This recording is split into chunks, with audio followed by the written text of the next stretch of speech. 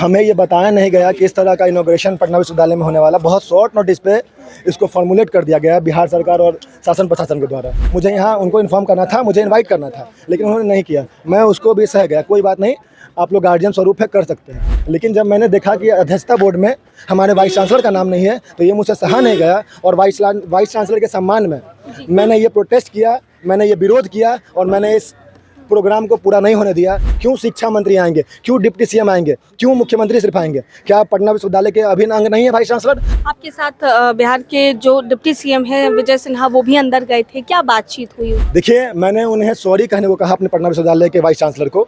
उन्होंने vice chancellor को sorry कहा। आगे से भी मैं चेतावनी देता हूँ बिहार सरकार को, अगर विश्वविद्यालय की गरिमा को कहीं से धूमिल करने की कोशिश की जाएगी तो शांतनु शेखर इसी तरह से उनका विरोध करेगा, उसकी चाहे जान ले ली जाए या फिर हत्या कर दी जाए। और शिक्षा मंत्री एज ए शिक्षा मंत्री अगर ये कहेंगे कि इस पे मेरा अधिकार है, हक है, तो ये कहीं से बर्दाश्त नहीं है। सीएम को भी आपने घेरा था, सीएम ने कुछ कहा या कुछ रिएक्शन?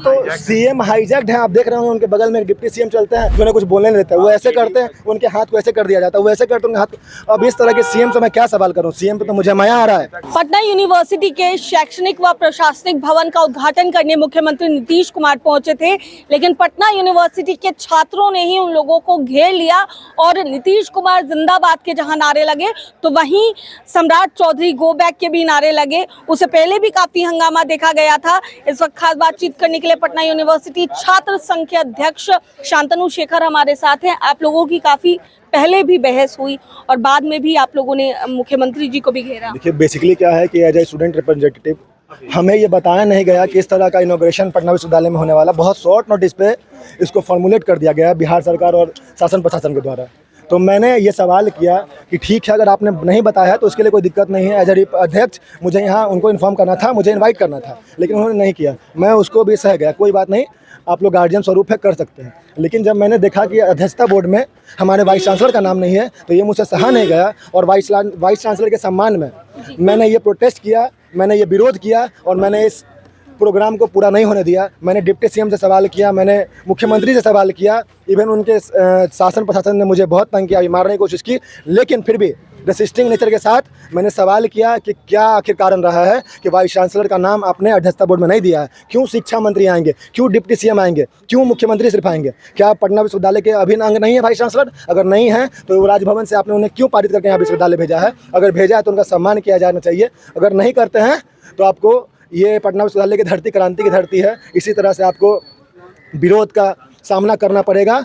ये कभी आपका वेलकम नहीं करेगी। सम्राट चौधरी गो बैक जैसे नारे भी लगाए गए आप लोग। देखिए, हम लोग किसी से पर्सनली यहाँ गो बैक के नारे लगाने नहीं है। As a deputy CM, as a CM we are like, हम तब उनको अपोज करने आए थे यहाँ पे। मेरे कोई पर्सनली जाति लड़ाई नहीं है उनसे।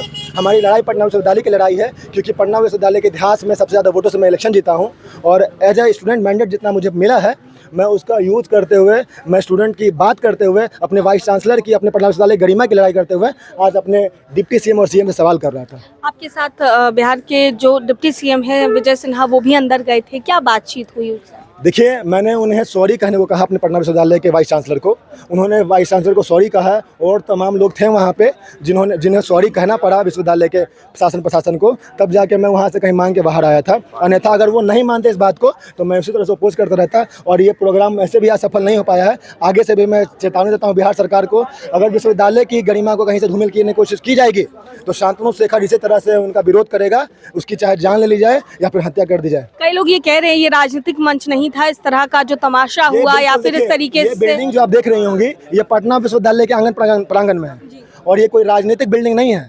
शिक्षा मंत्री हो या फिर मुख्यमंत्री हो, अगर आप फंड देते हैं विश्वविद्यालय को तो ये बिल्डिंग विश्वविद्यालय की है, यहाँ पे छात्र पढ़ेंगे और मुख्यमंत्री जी जो है वो खुद यहाँ के प्रोडक्ट रहे हैं, तो उस नाते उन्होंने इसे गिफ्ट दिया था।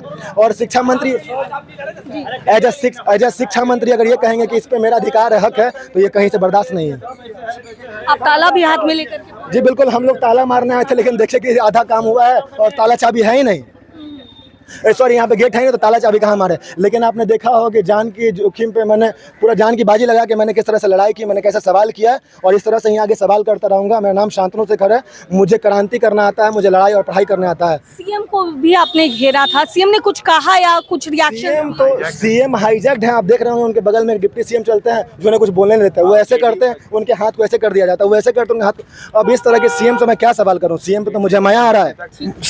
जी बिल्कुल। ठीक है, तो हमारे साथ शांतनु शेखर थे, पटना यूनिवर्सिटी छात्र संघ के अध्यक्ष, क्या कुछ कहते नजर आए हैं पूरे विवाद को लेकर। कैमरा पर्सन बबलू के साथ मैं दक्षा पिया, दर्श न्यूज पटना।